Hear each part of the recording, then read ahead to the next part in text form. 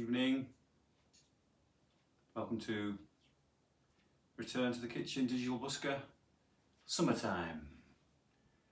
Yeah, wait till a few people turn up. We're back in the kitchen, as you can see, usual stage set. Here we are, nothing new, all the usual stuff. Got Josie with us, pictorial form, all the rest of it. So yeah, thanks for joining us. Different day, of course, Wednesday, not a Thursday. How weird is that for the Digital Busker? But couldn't be helped, unfortunately. But you know, hey, I like to change things up and all the rest of it. So great to be here. Thank you for joining us. It's 8:15. I forget what date it is today. Is it the 24th or 24th, the 23rd, 24th? 24th, yeah. So yeah, brilliant. So we're going to wait till a few more turn up, but obviously just want to say you can drop me a donation if you want to at paypal.me/JepSongs, and the official website is TobyJepsonOfficial.com for all things me, etc. So I thought I'd come back and do just another session. I like to do these one-off things every now and again.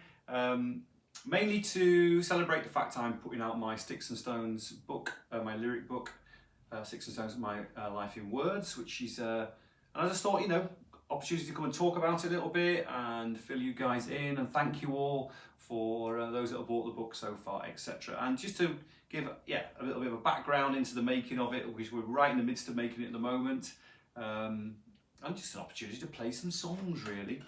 So, yeah, please, if you are here for the first time and you know you've heard about it and you've come along just for the very first time, please hit like. If you've been here many times before, let me see those hearts. Let me see the love for the return to the Busker and all the rest of it. So yes, great stuff.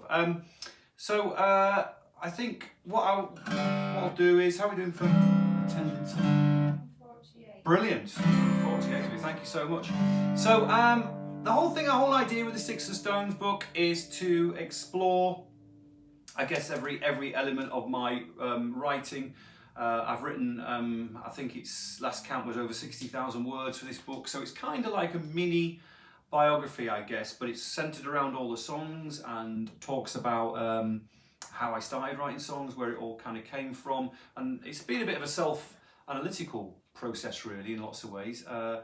Because I had to sit down, I had to think about the songs, I had to think about the time period, what I was thinking about at that moment, and what it meant to me, and how those songs then went on to become what they did, and how they, you know, sort of brought forward, I guess, the process of getting the record deal with Little Angels, and that whole process and all that. So I thought tonight I'd just do sort of cross-section of songs. There might not be any particular surprises, but I thought I could you know, talk about a few of the tunes and give you a bit of a background, so that give you an idea of what sort of things are going to be in the book. So I thought I'd go right back to the start for these first couple, because, you know, you've got to start there, haven't you? And it made me think a lot about the very early period of Little Angels. I've been writing songs for quite a while. I wrote my first song roughly around about the age of 7 or 8 in my head, and I still know that song in my head. I've never recorded it, but it's there, it rattles around my brain. That was the first tune, but I, you know, very slowly got into songwriting, mainly because I couldn't really be bothered in lots of ways to learn to play an instrument well enough to become a brilliant musician. So I thought, well, no, I like the songs, and I sort of quickly established this connection between the storytelling and what I liked was that the fact that it was in giving me, helped me decide things, or helped me understand things and all that sort of stuff. So, but of course, when you start out, you're beginning your journey as a writer, and it's something that takes a long time to sort of perfect, and you never perfect it. Actually, it's something that you experience, and as you grow older, as you get older, and as you become a different person, your songs change and your perspective changes and all this. So anyway, okay, so we might as well get going, and I'm going to start with these couple. You'll know this one. First single.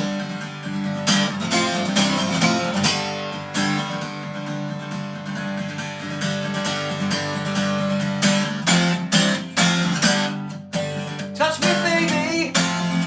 Why don't you loosen my clothes?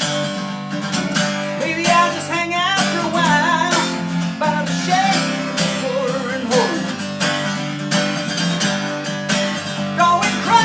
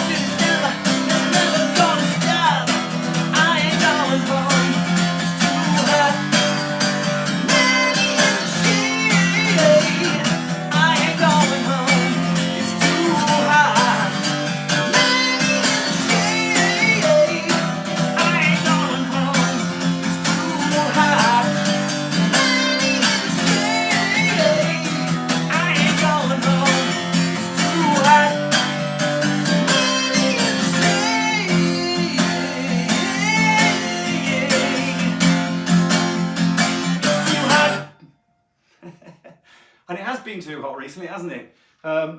Yeah. I am wearing shorts tonight, as you might be able to see, but not like the ones I was wearing on Scarborough Beach that were far too revealing. Thanks for pointing that out, everyone who did. I was young and stupid, and that's the way it goes. So anyway, We've got a couple of people who are in Lake Garda and Kefalonia. Oh, yes. Saying it's boiling hot over there. So. well, there we go. Fits perfectly for the mood then, doesn't it? And we've just been experiencing the most unbelievable heat wave, haven't we? So, very pertinent, you see. Write a song back there in 1980, whenever it was, 84, 85 when we wrote it, when I wrote it, and it's still relevant today. Because the sun's still in the sky, isn't it? But anyway, yeah, that song became the first single for Little Angels, obviously signed to Polydor, and you know, we went on to that sort of situation where we had to then go and record something, and it was a huge learning curve. We worked with a brilliant producer called James Jimbo Barton, but he put us through our paces in the ways we didn't expect. And that song really, I mean, I remember that we'd been kind of doing a lot of gigs around the northeast of England, Stockton and Redcar and Newcastle, all those kind of areas, and Leeds as well. We sort of stayed quite a lot in the northeast to start with, and down to Leeds, Bradford, that sort of place, those sorts of places. And we kind of got stuck in a rut. We hadn't written songs for a little while, and so we went in and we wrote that song, and we wrote Reach for Me, and we wrote a couple of other things, I think, around about the same sort of period. But that song survived. Don't quite know why, but it was, and it, you know, James Jimbo Barton, he completely changes and completely and utterly revolutionised the way we looked at ourselves. But it was an enormously difficult situation, and this single absolutely bombed. I mean, nobody bought it, and Polydor were on the verge of sort of like, well, they weren't on the verge of dropping us, but they were really confused, you know, because they'd spent all this money, it had been a big deal, and all the rest of it. And so yeah, so it was quite a lot of amazing memories for all kinds of reasons. I mean, of course, sadly, we had to say goodbye to Dave Hopper, the drummer that from Rillington, from around where we all lived, and he signed the record deal with us, and we had to say goodbye because, you know, we kind of left him behind, and he just wasn't ready for the work and all the rest of it. So it was a tough, very bittersweet situation, that was. But so anyway, around about the same sort of time, just before we made the first album, because we'd spent so much money making 90 the Shading, it had been a bit of a disaster, we went in and we sort of decided to make an EP to try and revitalise the interest in the band before we made our first album. And it was actually the making of us, really. So we made the Big Bad EP, which is essentially this fella over here, Charles Cutfoot's design, and it was one of those moments, I think, in a band's career where you know you've taken that step forward and you've gone into the next level, and it was unexpected, and we didn't know it was happening to us, really.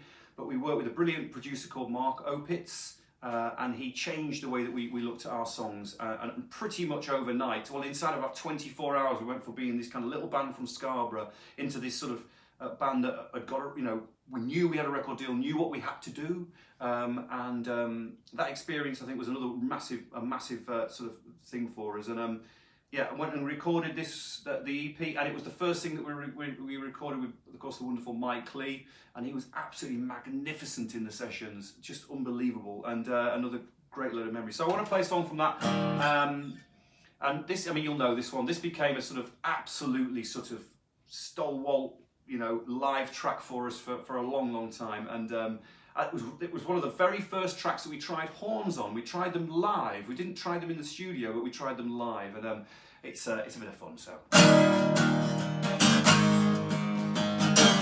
sing along, you know.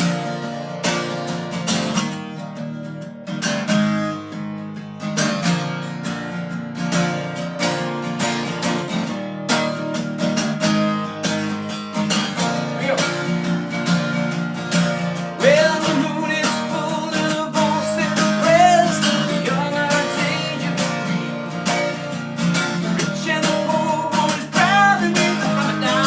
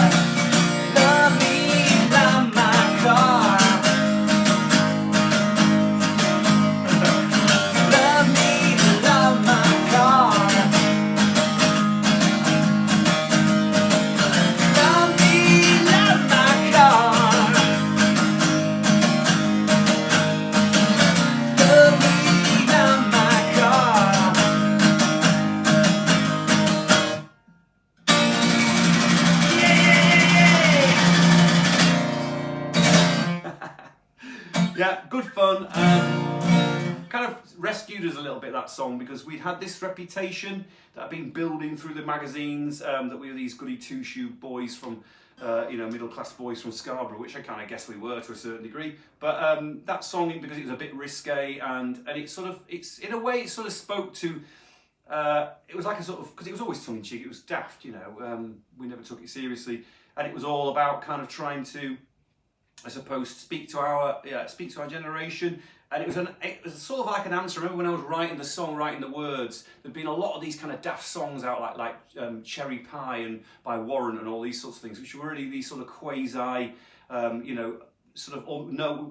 sexualized songs that had no irony about them. They were just kind of like these really in-your-face sort of songs by grown men with sort of big hair. And it's sort of, I remember we always used to think it was funny, so it's kind of our answer to that, I think, really, being a bit daft. But anyway, for those that just joined us, you can give me a donation if you would like, and feeling generous, at paypal.me/JepSongs. My official website is tobyjepsonofficial.com. Please hit the like button if it's the first time you're watching this show, or if you've watched it many, many times, please let me see those love hearts. Let me see those love hearts for all our revisiting friends. And of course, let us know where you are in the world. That'd be lovely. We like that a lot. We like to know where you're all watching from. Anyone really, really exotic? Is there anyone in Tasmania? Anyone down that end? Or, somewhere Azerbaijan? That'd be great. Or Muston, near Scarborough. Something like that. So what else I've got to tell you? So I think I'd like to know, actually, one thing I'd like to know is I'd like to know where you first heard The Little Angels. That'd be a good one. Or, was it a place where you met your partner, that you're now with? Or did you, where was that? Where did that happen? Let's get that going, because we're on Little Angels period at the moment. So that's really cool. And a little bit later on, I'm going to show you some mock-up pages of the book. Of course, like I say, Sticks and Stones, My Life in Words is still on pre-order until the 2nd of September. Somebody's asked, can they still get signed copies of that, or is it? I'm afraid the signed copies are over. No, unfortunately not. We've sold out of the signed copies, but we are still selling the book.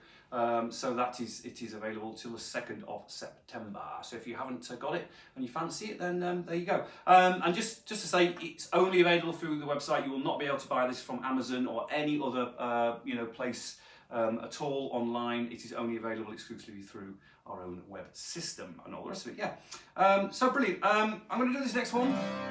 This became, I put this out as a kind of bit of a story a few days ago, and I was so chuffed how you guys reacted to it, because this song is really important to me. It was the first, this song and Big Bad World, really, were the two songs I think I regard as being the first real songs I wrote on my own for Little Angels. Even though No Solution was a song that had all of our names on it, actually, really, I wrote it. It means a lot, because I'd been heavily influenced by a lot of the acoustic music of that era, things like, I guess, specifically Bryan Adams, Bruce Springsteen, and always listened to that kind of stuff, and Neil Young and things like that. And I was looking for a way of talking about, I guess, the difficulties that you encounter as a teenager, because that's what I was. I'd just come out of my teenage. I was in my early 20s when I was writing this stuff, and it was it's one of those things where I sort of, a light bulb moment really, that a switch went on in my head, and I sort of realised I needed to talk as honestly as I could about things I felt were really affecting my generation. And I'd watched a TV show about teenage suicide, actually. I used to watch a lot of sort of documentary programmes and that in our house, and these things filter in. I realised that sort of as I got further into my career as a writer, that you cannot avoid everything that's around you. It goes in, and that's one part of being artistic, is you cannot help it. It just becomes like a sponge, and you soak it all up, and eventually it finds its way out into your art, that sort of thing. There's a song on the Insta, which was for Roger Daltrey, and Roger Daltrey later recorded it, but Brian put it on this record and on that album. And it was always a huge influence on me. I mean, I wrote quite a lot of songs with that in the back of my head, because that's what you do. You get an idea, you love something by somebody else, and it sort of rattles around in your head, and it becomes part of your influence, and you sort of almost like filter it through it, So I want to play this one, and this, like I say, I've always loved this one, and it's a very simple tune, but it made a big impact. They filled his head with bottle.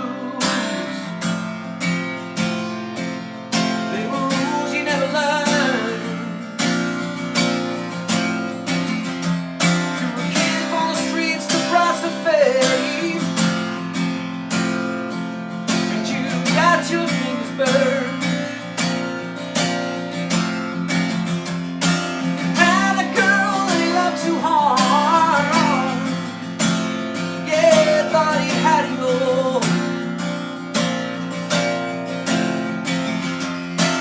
Rapture of impassioned arms, but he never felt the hammer fall. No, he never found it fall. Sun seemed to shine there, yeah, but now it's gray.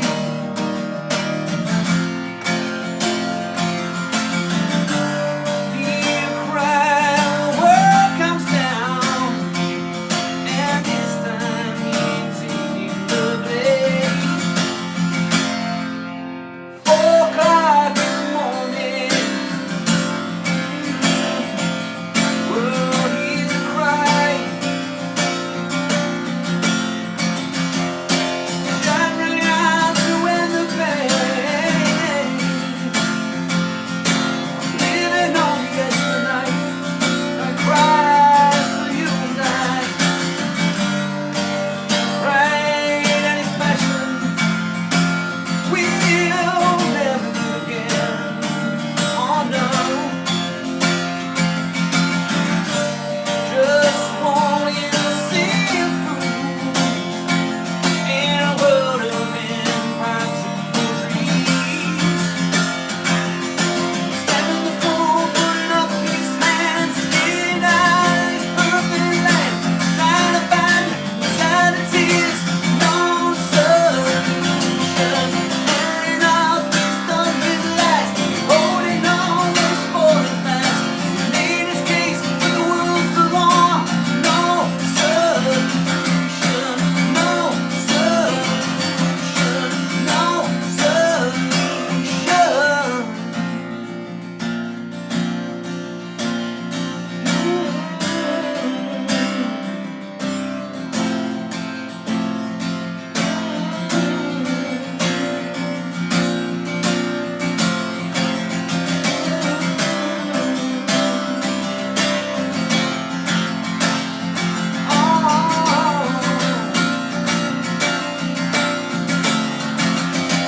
He's standing the fool, putting up his hands, getting out of his perfect land, trying to fight inside the tears, no solution.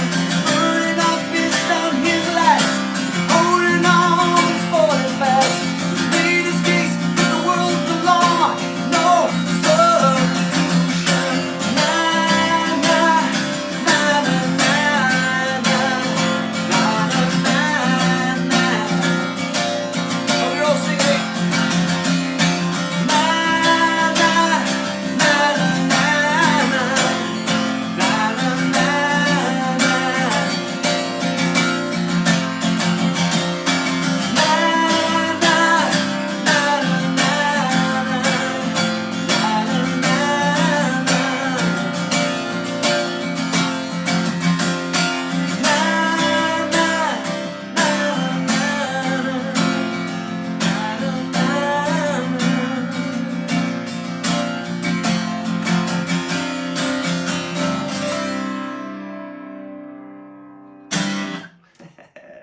There you go.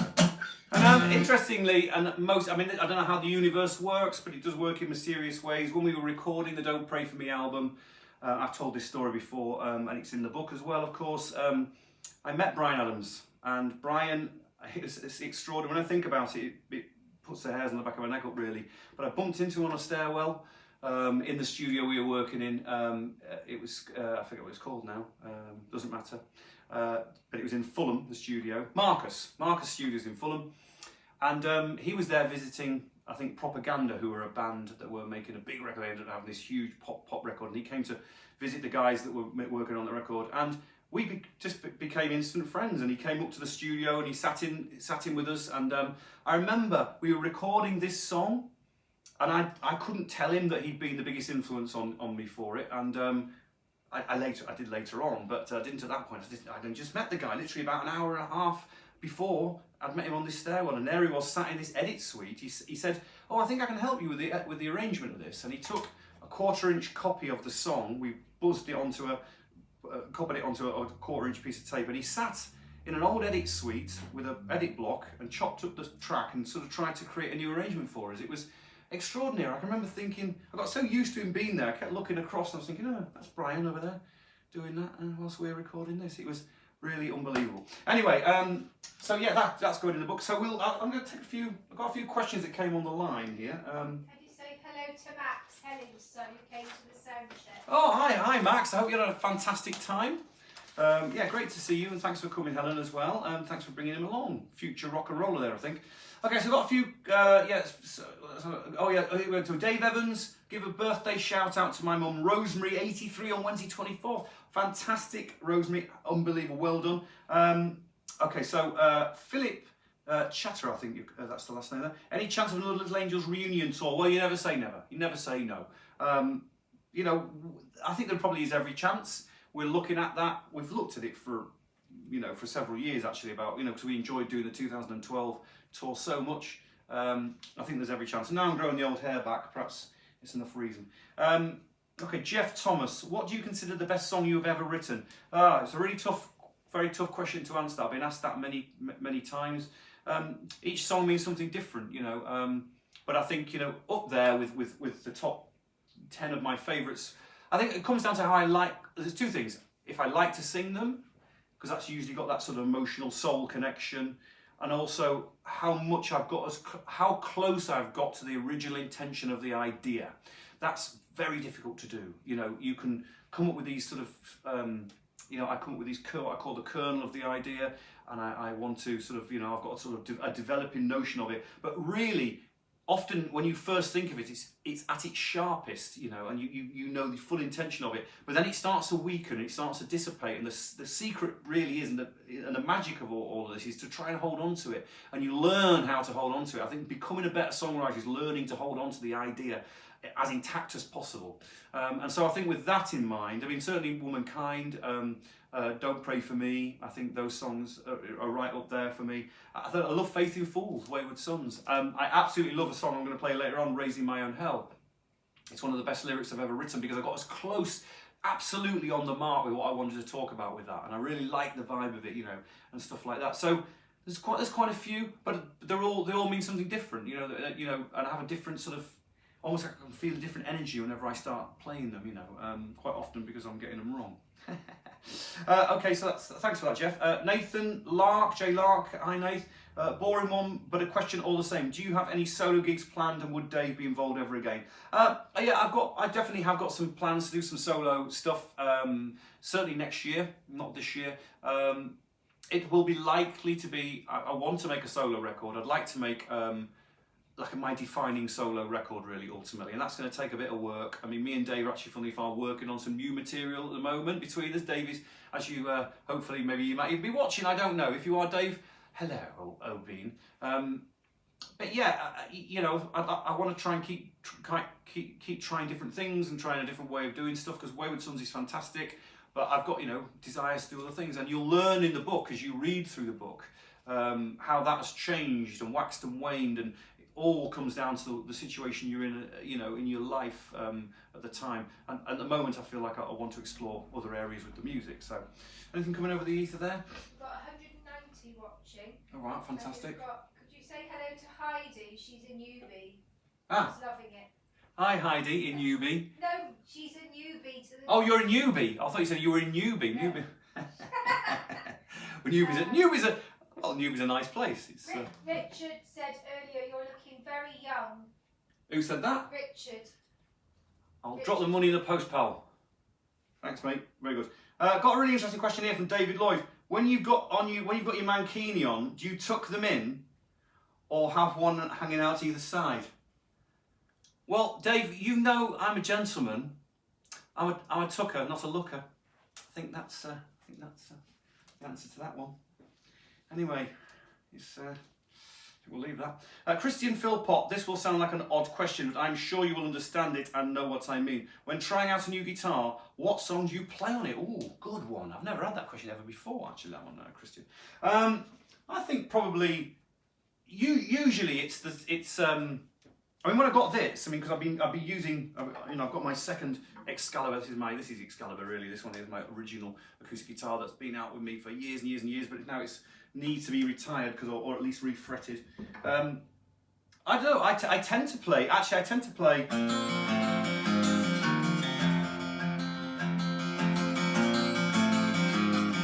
It's an interesting riff, and it's quite hard. Get it right, you know.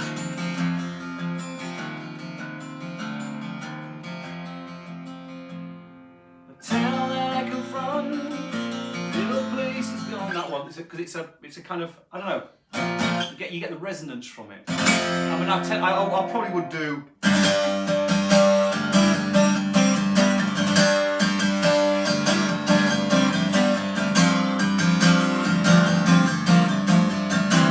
It's such a great riff, you know. It's so you know, check a few things out. That's a really good question. I like that a lot. So yeah, so anyone who's just joined us, then like I say.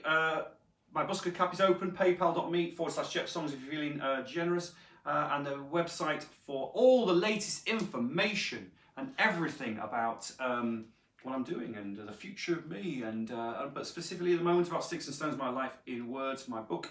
Go to www.tobyjepsonofficial.com, etc. Anyway, right, we'll carry on. I'm going to play another one. I messed up No Solution. I tried. I hope you didn't notice. But there we go.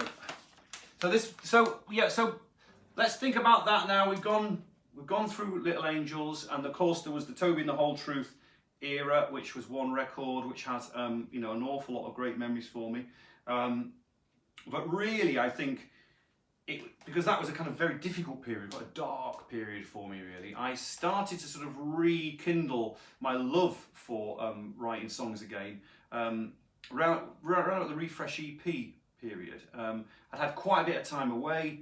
We'd started having children, and you know, we'd moved back up to Scarborough, and I'd done a number of other things, but I'd keep my hand in with the writing, and I wrote a lot of songs in that era, lots and lots and lots of songs really, and we'll sing a couple now. So I'm going to go into my, you know, the solo era now, and sing this next song. This one's we'll talk about it afterwards, but this is one of my favourites.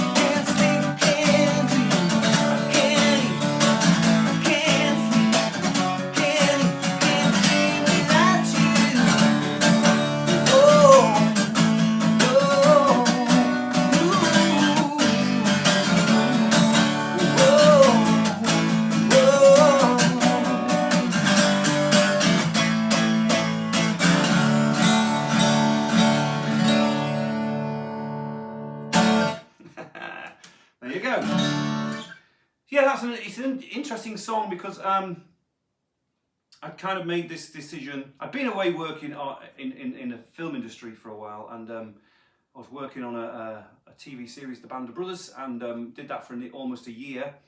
And in the midst of all that, a friend of mine, Phil Hopwood, who's still a great friend of mine, because he'd been part of the Little Angels management team, and he was still very interested in helping me get my songs away. And I kind of, in a way, I think I'd sort of forgotten about the songs. I'd forgotten about myself as a writer, but I still had all these songs on tapes and all sorts of things. And he managed to get me a publishing deal, with a company called Strictly Confidential.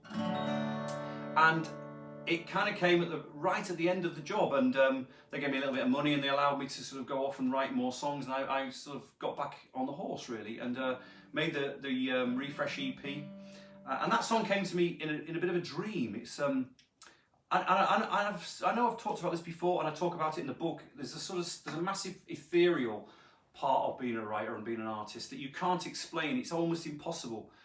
When I sit down and I'm sat on my own in my own skin, I don't think of myself as being anything special or artistic, or it's strange. You sort of exist in your own sort of little environment, and all of a sudden, out of the blue, something can be visited upon you. And I've heard a lot of other writers talk about this. I don't know what it is. It's it's just it's the universe talking to us. Maybe it is probably more to do with the way that you filter things. And I know that I take a lot in, and a lot bombards me, and I'm an emotional person, and I have ups and downs and all the rest of it, and all these things affect you, and eventually I think it has to come out. It's almost like a pressure cooker. You can't stop it from coming out. Eventually it comes out one way or another. And I think some of the best songs I've ever written have come to me in dreams, or in those waking moments when I'm just waking up. Womankind was like that. This was like that. Breakdown on the same EP was like this, and it's happened a lot, Faith in Fools is another one. So, and again, if anyone asks me how to explain it, I can't. It's just one of those things that occurs, So, but I'm very pleased with that EP, and it kind of got me back into a place where I was making rock music, because I'd spent a long time writing sort of quite mellow things, really. And I want to play this next one because this is one of my favourites. It's one of my favourite lyrics I've ever come up with, and it hasn't really done a lot, but I like it. I've played it a lot live. It's called The Chosen One.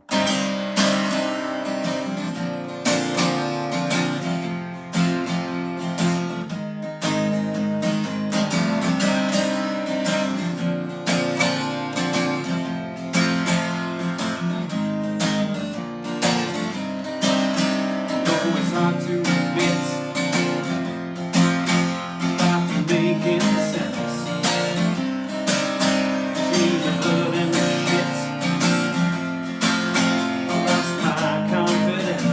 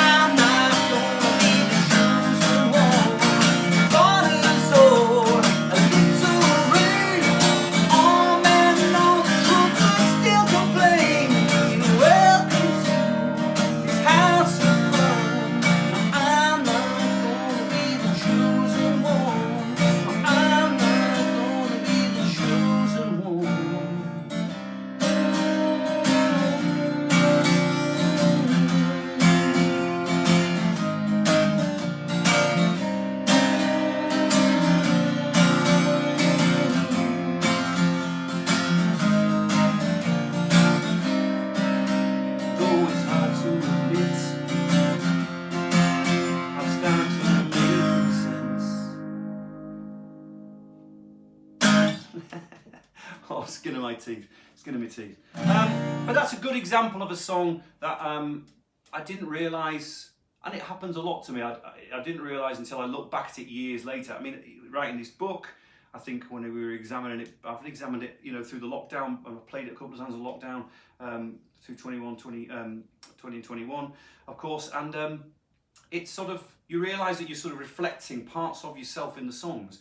Not always specific, but little moments. You know, it could be one moment leads to a line or an idea, and it's sort of representation of sort of the things that you're encountering that are flowing, you know, all around you. And that song is a song that I like because it gets the there's a poetic nature to the idea of it, which is hard.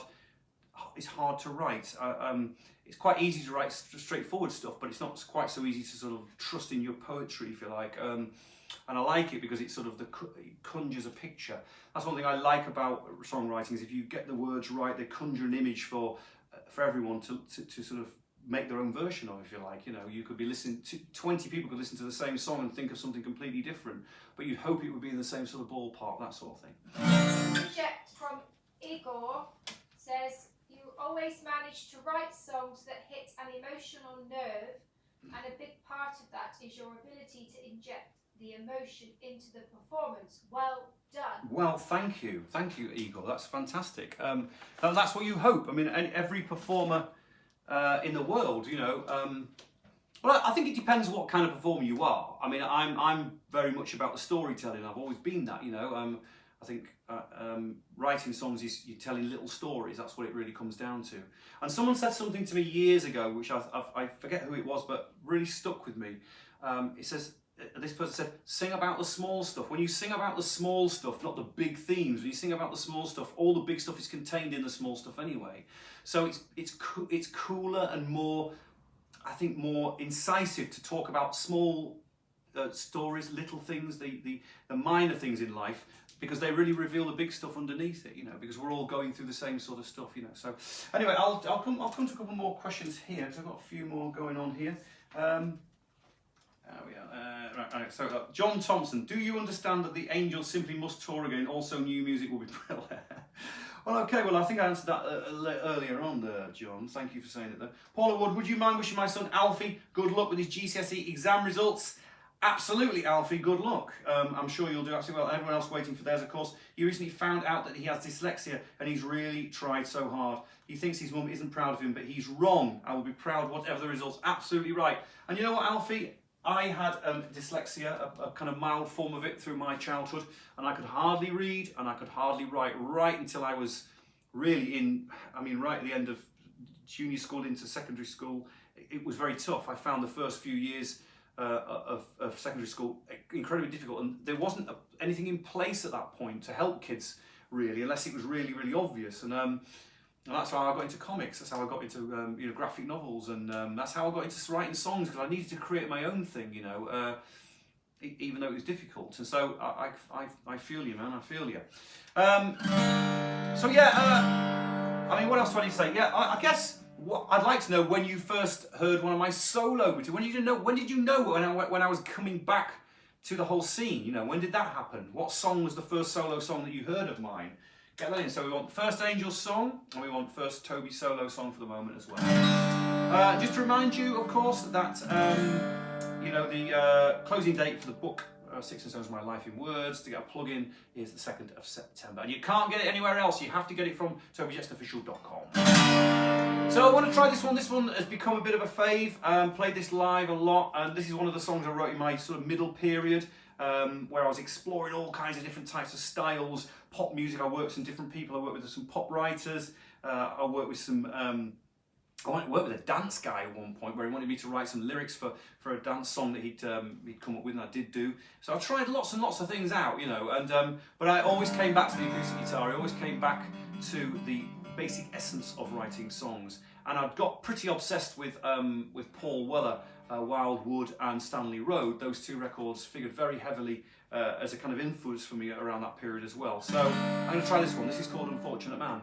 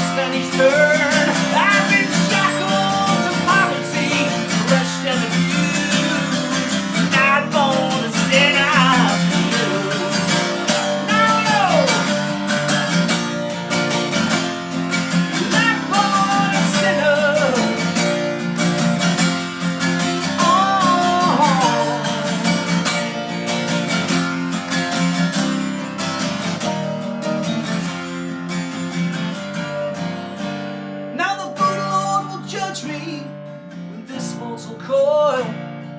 Peace is my soul from the box of the soil. I sing with the angels, the best I will be. Fighting with every ounce present in me. And I was not born a sinner. Never see that's the truth. You can kill me, but my blood stains on you. I'm so tired to scapegoat, but not giving a damn. Not born a sinner, just an unfortunate man. Oh, what I did, what I did to survive.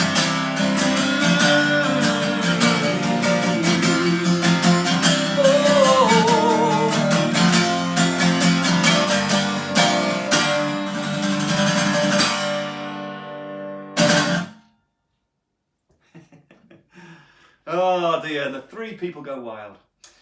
Yeah, that was a what again influenced by a lot of, I think, you know, our generation, my generation, our generation grew up with TV. That was what it was all about. And I think I was watching a lot of television programs with my mum and dad. My dad was a teacher, my mum was a housewife, and we used to sit around watching these programs. So Panorama was on and all these things, and it was all these magazine programs, a lot of news, a lot of talk about politics, all this sort of thing. Sort of quite gentle, but it was all there, you know, nothing was hidden. And I think TV has been a big, huge influence on me, and movies, massive influence. And I watched this program about, I've told this story before, but it's in the book, of course. I explain it a bit further. But it was a story about death row inmates in America, and the disproportionate amount of black criminals or people that have been arrested, not necessarily even criminals, and this was the point, who were on death row, and it particularly followed this particular one black guy who had been arrested for murder, was sent to death row, and sadly was executed. And then they followed the whole trail, and it was found years later that he was innocent. Someone else had admitted to it, and it was this kind of the terrible nature of racism in America, and at that particular time, and how that sort of like seeped down into the justice system and all the rest of it, and how terrible it was, you know. So it really affected me, and I wrote that song as a kind of protest, because really this is the thing. I am a protest singer, have been all of my life, and most of my songs have got some level of protest in them, and I'm not ashamed of that. I'm very pleased with that. So yeah, okay. So anything else coming up here? Yeah. Can you say happy 50th to Elliot, who plays your songs on hospital radio? All right, Elliot, thank you so much, my old son. Happy 50th. Young you are, lad. Young. 50 is the new 20 and all that. Joe was asking, can you just quickly describe the backdrop? Because there's some good... Oh, okay, yeah. Well, yes, but we're back in the kitchen, of course. How can I be so foolish and not introduce everything? Of course, we have Charles Cutford's original big devil face there, of course, the devil's face. We've got a picture over here of the last lineup picture we have taken, the Little Angels, which was just before we did the, I think we did just before we did Download, so that's there. Got a picture of my dear mum, sadly missing from us now. Ronnie James Dio, I got that given by a friend of mine. Andy Fox gave me that, which is, I met Ronnie just the once, of course I was in Dio's Disciple, so he's there. That was a doll that someone made for me from a charity thing that we took part in. Got pictures of the girls here, my gran. Got Toby the Whole Truth, Ignorance is Bliss book that we put out in the lockdown period there. Got all sorts. I've got the Freddie Mercury picture there that Di White very kindly sent me a facsimile of.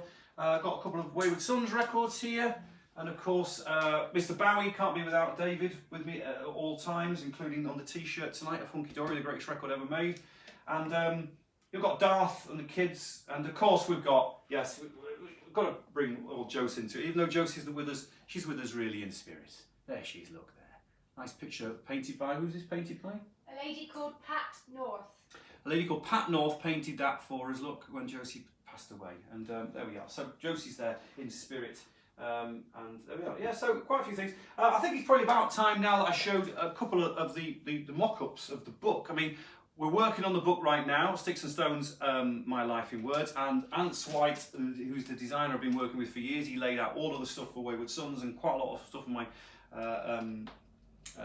solo work. So he sent me some sample pages. Now these are not finished, these are just examples of the kind of things that we're doing. So of course you'll know that the front cover is that, and this is the actual size, it's going to be A4. So there's an example of it, but just to give you a little idea, we've been digging in the archives to find all sorts of really cool things. For instance, you can't really see the writing on this because it's just, we've got some great pictures from Tony Mottram, who's a famous rock and roll photographer who took just about all of the photographs of Little Angels in the early years for Kerrang and for Raw magazine. So we've been sort of getting things like that. So we've got big pictures like this, and that's got on here is all the actual story or introductions or all the things that we've got going on there. That's a nice little thing. But what the large percentage of the book is, I wanted to make it nice and vibrant and big, and I've got some cool live shots. I mean, look at that. So we've got what it will be the title of the song, then all the lyrics down here, and then there'll be the song description and how I thought, what I was thinking about writing the song, and all the rest of it sort of on the other page. We're still finalising all this, of course. This is just mock-ups, these are just bits of paper that we've stuck together. But it is this size, it's going to be like this. And another little example I've got here. There'll be some more plainer pages, but I've got some strips of photographs there that Tony has kindly scanned in for us of behind, because when a photographer comes on the road to take pictures of you, one picture ends up in the magazine, and then he's maybe taken 100 pictures, so he's got some strips, so it's the same shots or the same that you might have seen in Raw magazine or Kerrang magazine back in the day, but the actual shots before and after. So I thought that was quite cool. And we've got loads of other stuff going. There's loads of content. We've got images of the backstage passes and posters and lots of behind the scenes stuff crammed into the book. So we're going to be 160 pages. And so we're working on it right now. So that's kind of roughly the kind of content we've got going on there. Anything else there? Tattoo. You need to give an update on your tattoo. Oh, my tattoo, yeah. Okay, yes. Well, the great Paul Mortz. I don't know whether Paul and Hills are watching, but we're working on it. So yes, I've got various things going on here. So yeah, I've got obviously the Beatles there, Rubber Soul. That's my favourite at the moment. I've got Dr. Manhattan from Watchmen there, which is carrying on from Watchmen down here. One of my favourite stories of all time. And lots of things. I've got Rolling Stones. Actually, it's more about Warhol there. So yeah, still got a lot to fill in. Got a bit more colour going up here, and then we'll be filling in underneath here as well eventually. So yes, it's a work in progress, as these things always are. So what time we got now? Wow, flipping heck. So I'm gonna do my favourite. This is one of my favourite songs I've ever written, and I hope you like it.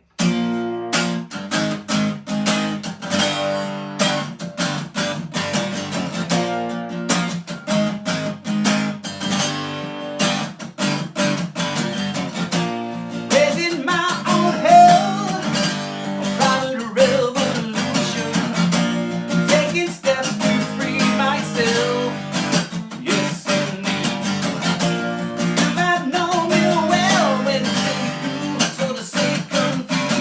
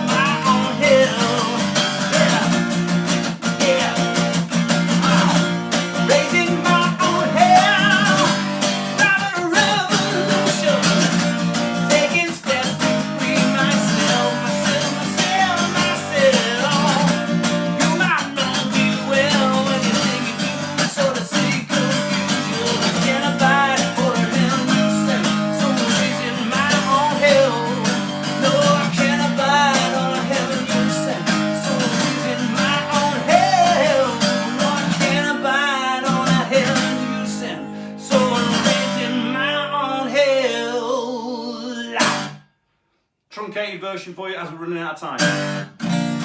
Okay, so thank you so much. I'm gonna crack on with a couple of last couple of songs for you.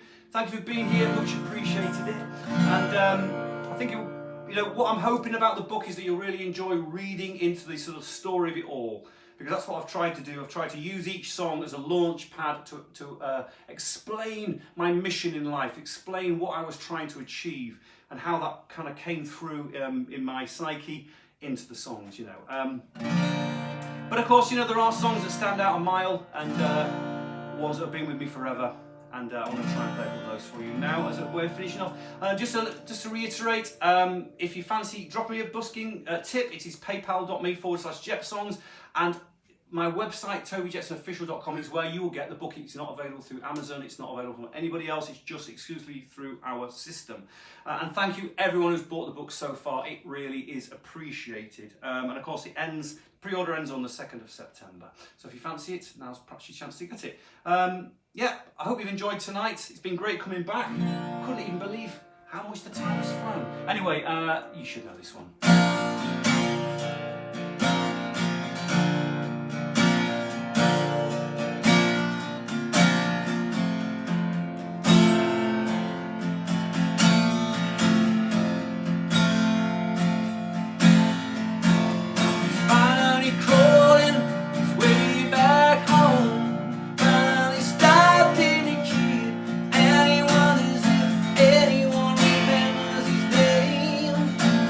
Such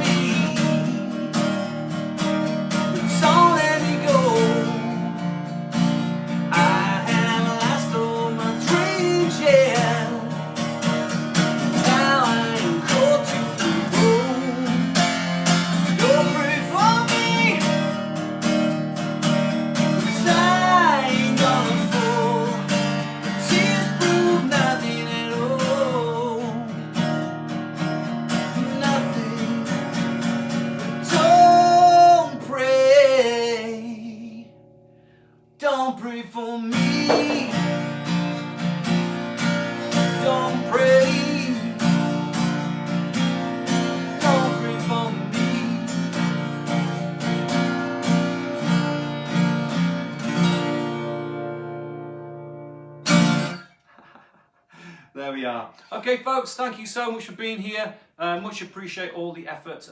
It's a Wednesday. It's a weird night, I know, but thanks for being here. We're back to our normal Thursdays next time. Don't know when it will be, but I'll let you know. And yeah, hopefully with some new material. Like I say, Dave Kemp coming down pretty soon to work on some new songs. So hopefully you'll be able to hear them pretty soon. So yeah, brilliant. Thanks again for being here, and I will catch you next time. Cheerio. Bye.